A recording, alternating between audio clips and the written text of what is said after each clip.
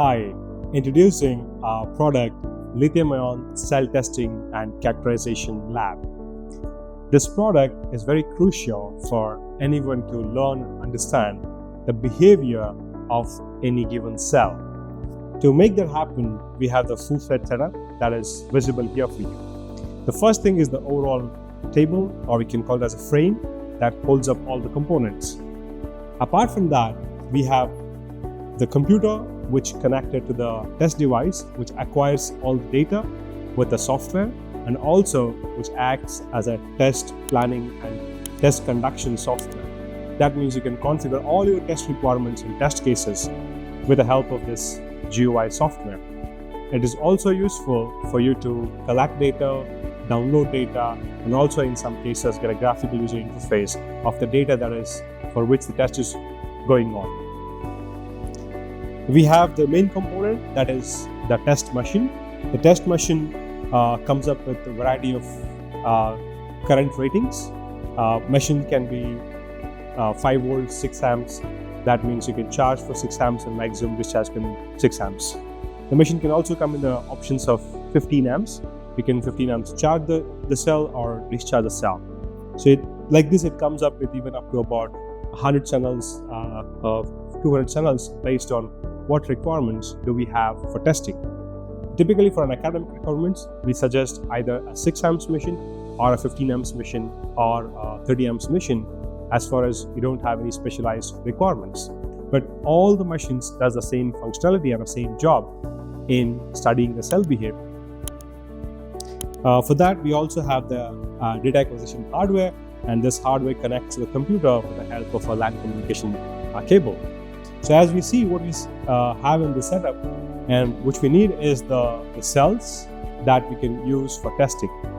So with the help of available fixture, which is here, you can use cylindrical cells directly. That means you can just plug the cell here.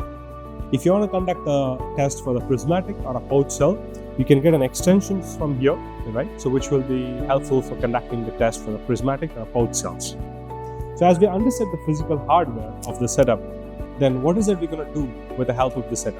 So what are the learning activities that we can create with the help of the setup? The important thing is that these cells are manufactured by an LG, Samsung, Panasonic, or many other companies.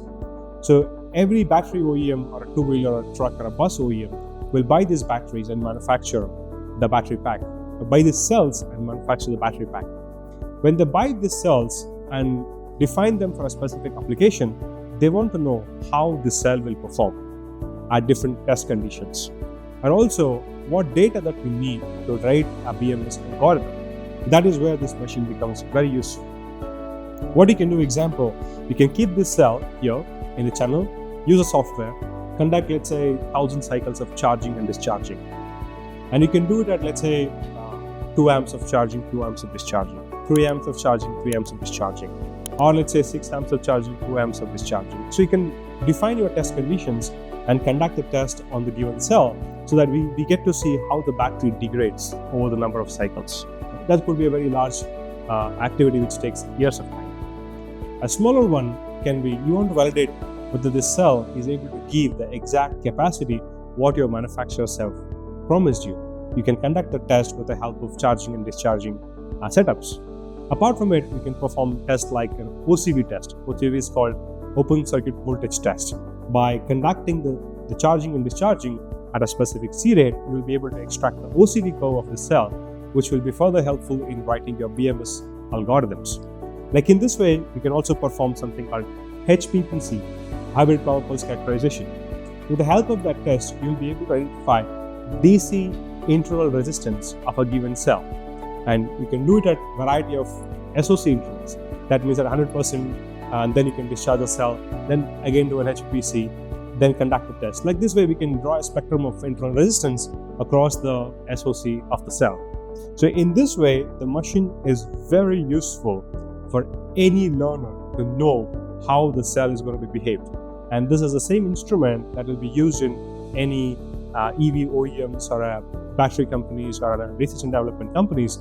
When they develop the cell, they do this kind of a cycling, which will help to decide how the cell is going to perform or behave with respect to any given conditions. With the help of this, you get data. So once you have a data, you can do numerous number of things. You can write your AI predictive models to know how the battery degradation is happening. How does the certain charging and discharging conditions impact the battery degradation? How does, let's say, even conditions such as if you keep the cell, don't use the cell, we call it as a calendrication, how it can impact. If you keep the cell at different SOC, how does the calendrication can impact? Like this way, you can do several number of test cases that can be very useful in learning about the cell, also conducting variety of research and development activities. With this way, the setup can be very useful and efficient in teaching with the help of academics, subjects, also to carry out the research and development activities. And with this setup, you can learn more and get into the areas of battery research and career in battery industry. Thank you.